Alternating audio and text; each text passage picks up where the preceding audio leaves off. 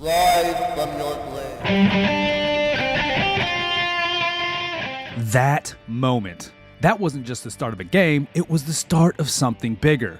Sega was making a statement, and they weren't just here to play the game, they were here to change it. But let's rewind for a second. The late 80s were a war zone in gaming. Nintendo owned the home console space, dominating living rooms worldwide with the NES. Sega, on the other hand, was still fighting to carve out its identity both in arcades and at home. They needed a game that would not only turn heads, but also show off the raw power of their new arcade technology. The Sega System 16 hardware, something bold, something unforgettable, and that's where Altered Beast steps into the story. Altered Beast wasn't just another beat-em-up, it was Sega flexing its creative muscles. It's a mix of Greek mythology, grotesque monsters, and cinematic presentation like nothing else on the market. When you played it, you didn't feel like a regular guy punching zombies. You were an undead warrior resurrected by Zeus himself, ripping through hordes of enemies to save a kidnapped goddess. And oh yeah, you could turn into a werewolf, or a dragon, or a bear. But why this game? Why this theme? It all comes down to the mindset of Sega in the late 80s. They weren't just making games, they were creating experiences. They pushed boundaries, aiming to stand out in an increasingly crowded market. Altered Beast was their chance to grab arcade goers by the collar and say, look what we can do. And in that moment, Sega wasn't just showing off their technical prowess, they were laying the groundwork for what would become one of the most influential and ambitious gaming companies of the 90s.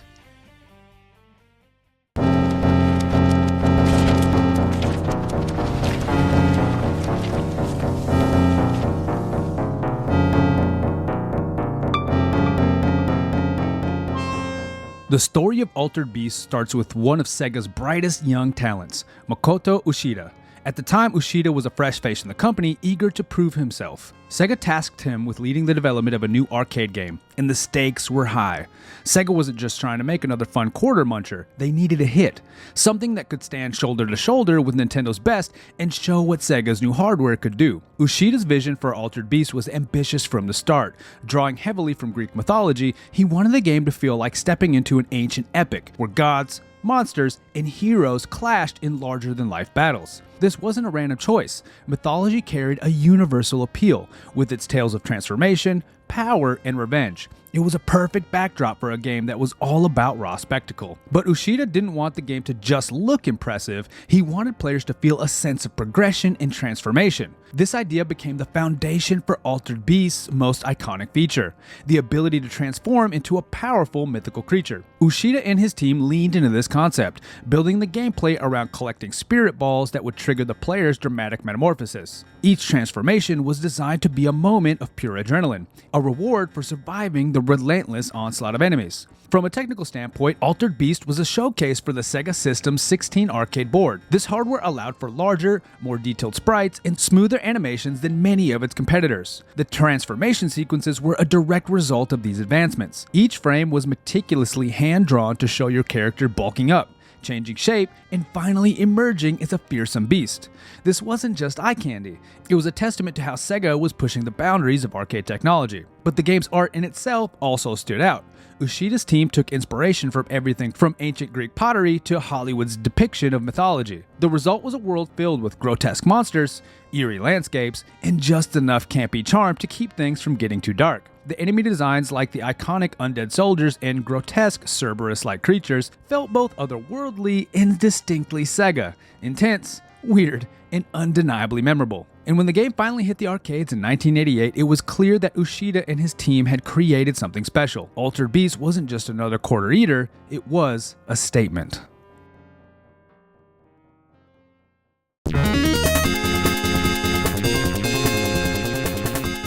At its core, Altered Beast was a beat-em-up, but they didn't play by the same rules as their peers. Most games in the genre were about chaining combos, mastering intricate mechanics, and beating down waves of enemies. But Altered Beast did something a little different. It simplified the formula, trading complexity for pure spectacle and a sense of escalating power. The result was a game that felt less like a brawler and more like a mythological power trip. The gameplay loop was straightforward.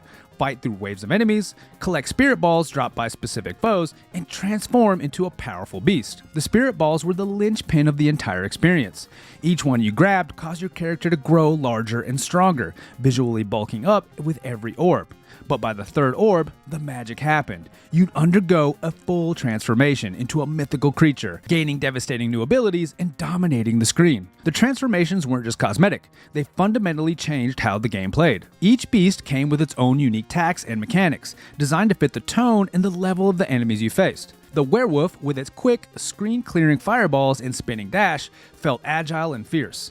The dragon, a fan favorite, floated through the air and unleashed electric storms that devastated anything in its path. Even the bear, arguably the oddest transformation, brought something new to the table with its stone-encasing breath attack and crushing charging moves. Each beast felt like a reward, turning the player into an unstoppable force and breaking up the repetition of the base combat. The enemies too were designed to complement this power fantasy. Waves of zombies, giant wasps, and grotesque demons swarmed the screen, each providing just enough resistance to keep the game challenging without feeling unfair. Boss battles punctuated each level, with hulking monstrosities like the iconic Agar, the multi-headed flesh pile, pushing players to master their beastly forms. These encounters weren't just about precision or finesse, they were about unleashing chaos and outlasting the onslaught. But Altered Beast wasn't just about raw power. It used its mechanics to build tension and anticipation. Until you collected enough spirit balls, you were a vulnerable warrior, relying on basic punches and kicks to survive. This made every power drop feel like a lifeline. And when you finally transformed, it was cathartic. The game leaned into this dynamic, making each transformation sequence feel like a dramatic moment, complete with music changes and visual striking animations. Cooperative play added another layer of excitement. Playing alongside a friend wasn't just about doubling your chances of survival, it was about sharing the thrill of powering up and transforming into beasts. Watching two players morph into different creatures at the same time was a spectacle in itself, and the chaotic nature of the game's combat made for plenty of memorable moments. But for all its innovation, Altered Beast wasn't perfect. Critics and players alike noted the clunky movement and limited attack options of the human form, which made the early stages of each level feel slow compared to the explosive action that followed. The game's difficulty was also punishing at times, designed to drain quarters in the arcade setting. These flaws didn't ruin the experience, but they highlighted the tension between Altered Beast's arcade roots and its ambitions as an immersive cinematic adventure.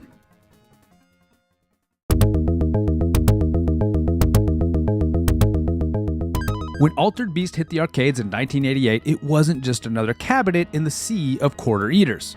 It was a spectacle, a head-turner that demanded your attention from the moment you walked through the doors. In an era when arcades were teeming with fast-paced shoot-'em-ups and martial arts brawlers, Altered Beast stood out for its bold use of mythology, its striking presentation, and, most importantly, its sheer audacity. Arcade goers in the late 80s weren't just looking for games, they were looking for experiences that could only be found on the cutting-edge hardware of the time. Sega understood this, and they made sure Altered Beast delivered on all fronts. As mentioned earlier, powered by the Sega System 16 board, the game showcased impressive sprite work, detailed backgrounds, and smooth animations that were miles ahead of its competitors. The transformation sequences were jaw-dropping, with the gradual morphing of your characters into mythical beasts becoming an instant visual hallmark. But Altered Beast wasn't just about the graphics. The audio played a huge role in cementing its status as a standout arcade experience. The booming voice of Zeus shouting, "Rise from your grave," wasn't just a technical marvel, it was a calling card for the game. Voice samples were still relatively rare in games at the time, and Altered Beast used them masterfully to draw players in. These audio cues, combined with the moody, atmospheric soundtrack, gave the game a cinematic quality that most other titles couldn't match. And the gameplay itself also catered perfectly to the arcade environment. With its easy-to-grasp mechanics, Altered Beast invited players of all skill levels to jump in and start smashing enemies immediately. The power-up system added a layer of progression that kept players engaged, as each spirit ball brought them closer to the thrilling moment of transformation. The challenge escalated with each level, ensuring players were constantly tempted to drop another quarter to see what beastly form they could unlock next. From a business perspective, Sega's gamble on Altered Beast paid off. The game was a commercial success, raking in revenue as players flocked to arcades to experience its mythological mayhem. Its popularity was particularly strong in North America and Europe, where the Greek mythology-inspired setting resonated with audiences in a way that felt both familiar and fresh. Sega had found a sweet spot, blending Western aesthetic in their distinct Japanese game design sensibilities. Critics and players alike praised the game's presentation and its unique setting, but the response wasn't universally glowing. Some noted the clunky controls and repetitive gameplay, which could wear thin over extended sessions. These issues didn't hurt the game's popularity in arcades though, where short, intense bursts of actions were more important than long-term depth. In many ways, Altered Beast was perfectly tailored to the arcade environment, visually striking, immediately engaging, and just challenging enough to keep players coming back for more.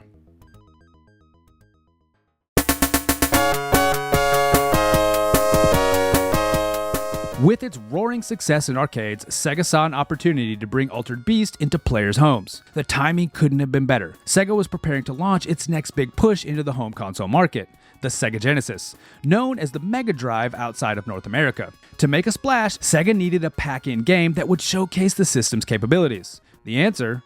Altered Beast. The decision to make Altered Beast the Genesis pack-in title wasn't random. It was a calculated move. The game's striking visuals, iconic audio, and high-energy gameplay had already wowed arcade audiences. Sega wanted the Genesis to feel like an arcade experience brought directly into your living room, and Altered Beast was the perfect ambassador for that promise. It was bold, visually stunning, and most importantly, recognizable. But the transition from arcade to home console wasn't without its hurdles. The Genesis hardware, while impressive for a home system, couldn't fully replicate the power of Sega's System 16 arcade board. As a result, some compromises had to be made. The Genesis version of Altered Beast featured slightly smaller sprites, less detailed backgrounds, and simplified sound effects. The iconic voice samples like the booming "Rise from Your Grave" and "Welcome to Your Doom" were present, but noticeably lower in quality. Still, for its time, the Genesis port was a technical marvel.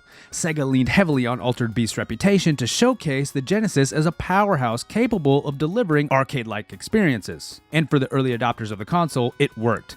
Playing Altered Beast at home felt like a revelation, like finally having an arcade cabinet in your living room. The inclusion of cooperative play on the Genesis only sweetened the deal, letting players team up and tackle the game side by side. But as the Genesis matured, so did expectations. Compared to later titles like Sonic the Hedgehog or Streets of Rage, Altered Beast began to show its age. Critics and players alike started to notice its flaws more acutely. Stiff controls, repetitive gameplay, and limited depth became harder to overlook in a home setting, where players spent longer stretches with the game. It wasn't that Altered Beast was bad, it was that the novelty that had carried it in arcades didn't translate as well to the console market. Beyond the Genesis, Altered Beast saw ports to several other platforms, each with its own set of compromises. The Sega Master System version, for example, struggled to capture the essence of the game, with its downgraded graphics and stripped-down gameplay. Meanwhile, ports to systems like the PC Engine and Amiga introduced further variations, some faring better than others in recreating the arcade magic. The home versions of Altered Beast were met with mixed reactions. While the Genesis version was generally well received as a launch title,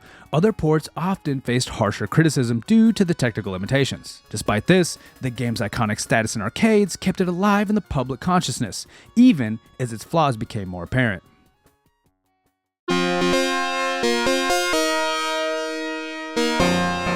Altered Beast is the video game equivalent of a cult classic B-movie. It's not perfect, it's not subtle, but somehow it's unforgettable. This is a game where Zeus resurrects you like a gym bro shouting, "Get back in the game." Your job? Punch zombies, collect glowing orbs, and transform into a werewolf, or a bear, or a dragon. Sure, these controls feel like you're wrestling with a brick, and the difficulty curve was clearly designed to empty wallets, but that's part of its charm. The game's legacy isn't about flawless execution. It's about raw, unfiltered ambition. Sega didn't just give us another beat-em-up, they gave us a mythological fever dream with swole heroes, ridiculous catchphrases, and transformations so over the top they'd make Michael Bay jealous. And it worked. Kind of. At the end of the day, Altered Beast is like a retro gaming mascot that shows up to every Sega reunion, slightly undressed, shouting iconic lines, and demanding to be remembered. And honestly, we wouldn't have it any other way. For all its quirks, flaws, and weirdness, it's a reminder of an era when gaming was about big risks, big ideas, and big transformations. Long live the Beast.